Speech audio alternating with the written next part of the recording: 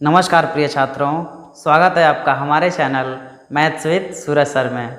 आज हम लोग कक्षा 11 के प्रश्नावली 1.2 के परिचय के बारे में विस्तार से अध्ययन करेंगे। तो चलिए शुरू करते हैं। तो प्रश्नावली 1.2 में हमारे पास है समुच्चय के प्रकार, यानी इस प्रश्नावली में हम लोग समुच्चय के प्रकारों के बारे में अध्ययन करेंगे। तो इसमें हमारे पास पहला जो होता है वो रिक्त समुच्चय होता है। तो रिक्त समुच्चय मीन्स क्या? तो ऐसा समुच्चय जिसमें कोई अवयव नहीं होता है रिक्त समुच्चय कहलाता है। यानी कि एक ऐसा समुच्चय जिसमें कोई भी अवयव नहीं होता है उसे हम रिक्त समुच्चय कहते हैं। रिक्त समुच्चय को फाई या मझले कोष्ठक को खाली से निरूपित करते हैं। यानी कभी भी यदि हमें रिक्त समुच्चय को निरूपित करना होता है तो या तो फाई से दर्शाते हैं या फिर मझले कोष्ठक बना के उसे हम खाली छोड़ देते हैं। ठीक है, अब रिक्त समुच्चय कुछ उदाहरण देखते हैं हम। तो पहला उदाहरण है हमारे पास कैपिटल ए बराबर एक्स सच दैट एक्स वर्तमान में कक्षा 10th तथा 11th दोनों में अध्ययनरत विद्यार्थी है। यानी क्या कोई ऐसा विद्यार्थी है जो 10th में भी पढ़ता हो और 11th में भी पढ़ता हो? तो ऐसा बिल्कुल संभव नहीं है। ठीक है, तो इसलिए कह सकते हैं कि कैपिटल ए भी एक रिक्त समुच्चय को दर्शा रहा है। यानी जब इस कैपिटल ए में कोई अवयव होगा ही नहीं तो क्या इसे हम रिक्त समुच्चय कह सकते हैं? नहीं कह सकते हैं। तो अवश्य कह सकते हैं। अब आते हैं दूसरे उदाहरण पर।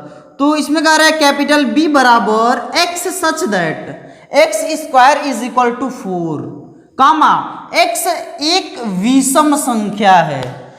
तो क्या आप कोई ऐसी विषम संख्या बता सकते हैं जिसका वर्ग करने पर 4 आता हो?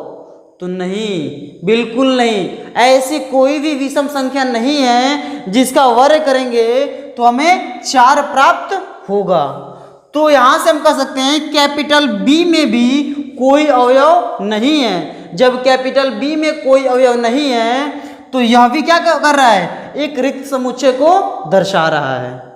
ठीक है, अब इस रिक्त समुच्चय में कुछ 2 बिंदुएं जो हैं वो लगभग सभी विद्यार्थियों को बहुत परेशान करते हैं। तो इसलिए इन दोनों बिंदुओं को हम नोट के रूप में लिख लिए हैं।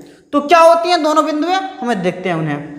तो मझले कोष्ठक में यदि शून्य एक समुच्चय यदि है ये तो एक रिक्त समुच्चय नहीं है। यानी कि यह एक रिक्त समुच्चय नहीं है क्योंकि इसमें एक अवयव शून्य है। यानी कि यह एक रिक्त समुच्चय नहीं है क्योंकि इसमें एक अवयव शून्य है। आपके मन में यह नहीं होना चाहिए कि शून्य मीन्स कुछ नहीं होता है। वास्तव में तो शून्य मीन्स कुछ नहीं होता है, लेकिन शून्य एक सदस्य है इस समुच्चय का। इसलिए इस समुच्चय को हम रिक्त समुच्चय नहीं कह सकते हैं। तो यह एक एकल समुच्चय है। यानी यह रिक्त समुच्चय नहीं है। यह क्या है? एक एकल समुच्चय है। क्यों?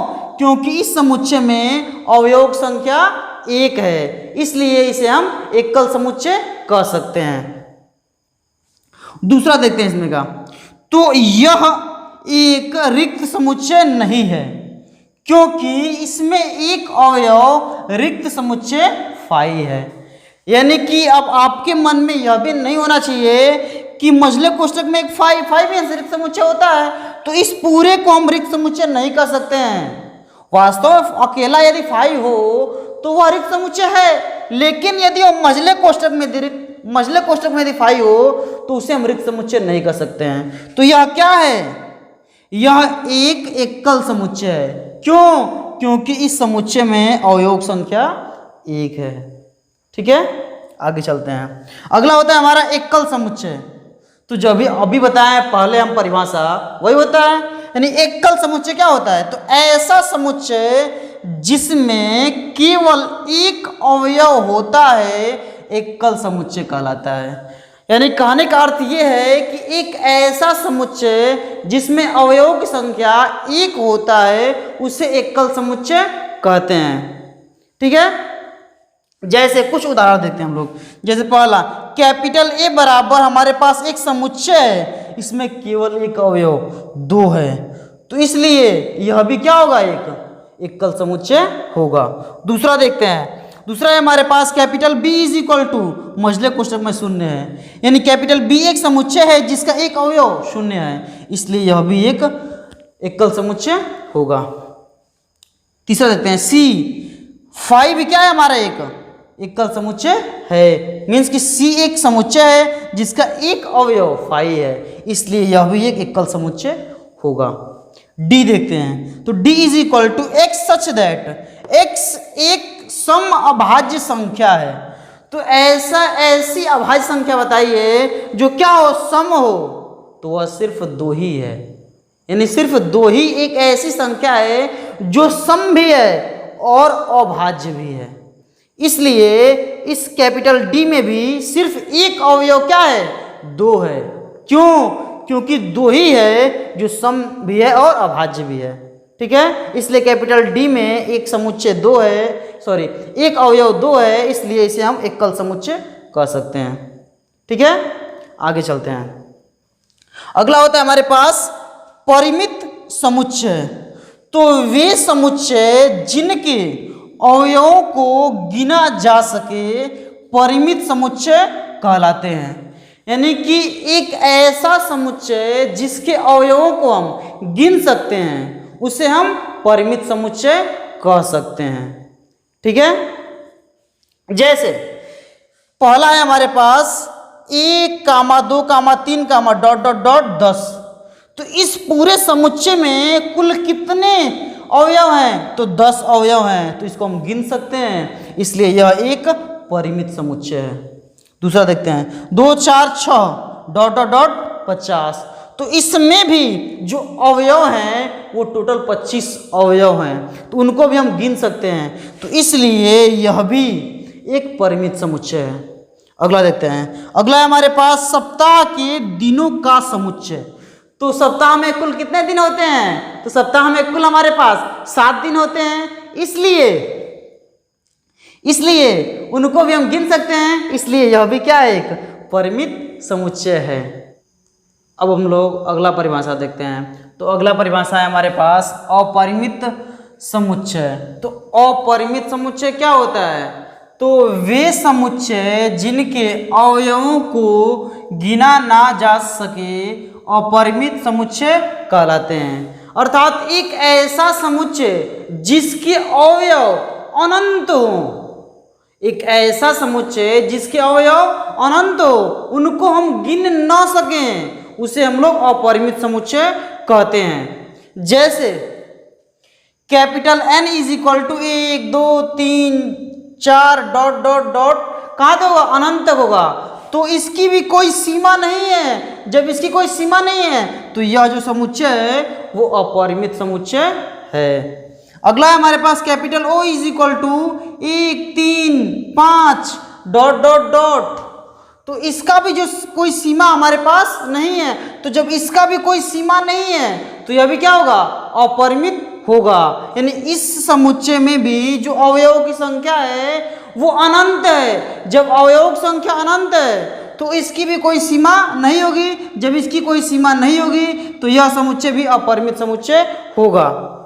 अगला देखते हैं, अगला है हमारे पास 1, 4, 9, 16 इत्यादि डॉट डॉट डॉट, तो इसमें भी हमारे पास जो अवयव संख्या है वो अनंत है। जब अवयव संख्या अनंत है तो इस समुच्चय का भी कोई सीमा नहीं है, तो जब इस समुच्चय का कोई सीमा नहीं है तो यह समुच्चय भी अपरिमित समुच्चय होगा। ठीक है, आगे चलते हैं। अगला परिभाषा है हमारे पास समान समुच्चय। ठीक है, तो यदि समुच्चय ए का प्रत्येक अवयव, यदि समुच्चय ए का प्रत्येक अवयव समुच्चय बी का अवयव हो और समुच्चय बी का प्रत्येक अवयव समुच्चय ए का अवयव हो, तो समुच्चय ए और बी को समान समुच्चय कहते हैं। यानी कि यदि समुच्चय ए का प्रत्येक अवयव समुच्चय बी में हो और समुच्चय बी का प्रत्येक अवयव समुच्चय ए में हो तो उन दोनों को हम समान समुच्चय कहते हैं। ठीक है, यानी कि कहने का अर्थ यह है कि यदि हमारे पास दो समुच्चय हैं कैपिटल ए और कैपिटल बी, तो इसके प्रत्येक अवयव इसमें होने चाहिए और इसके प्रत्येक अवयव इसमें होने चाहिए, तब हम इन दोनों को क्या कह सकते हैं, समान समुच्चय कह सकते हैं। ठीक है, जैसे उदाहरण के द्वारा हम लोग समझते हैं, यदि कैपिटल ए बराबर 1 2 3 4 दिया है और कैपिटल बी बराबर 3 1 4 2 दिया है, तो दोनों क्या होंगे, आपस में समान होंगे, क्योंकि इसमें भी 1 2 3 4 है और इसमें भी 1 2 3 4 है। भले इनका क्रम आगे पीछे है लेकिन दोनों में समान अवयव ही हैं। जब दोनों में समान अवयव हैं तो ये दोनों समुच्चय क्या होंगे, समान समुच्चय होंगे। आगे चलते हैं, अगला है हमारे पास उदाहरण, कैपिटल ए बराबर 6 से कम अभाज्य संख्याओं का समुच्चय। तो 6 से कम अभाज्य संख्याएं क्या हो सकती हैं, तो 2 3 5 ही होंगी। ठीक है, और कैपिटल बी बराबर दिया है 30 के अभाज्य गुणनखंडों का समुच्चय। तो यदि हम 30 का अभाज्य गुणनखंड करें तो हमें क्या मिलेगा, 2 से कटेगा 15 बार में, फिर 3 से कटाएंगे 5 बार में, फिर 5 से कटाएंगे 1 बार में, यानी हमें 2 3 5 ही मिल रहा है। तो 30 के अभाज्य गुणनखंडों का समुच्चय क्या होगा, हमारे पास 2 3 5 ही होंगे।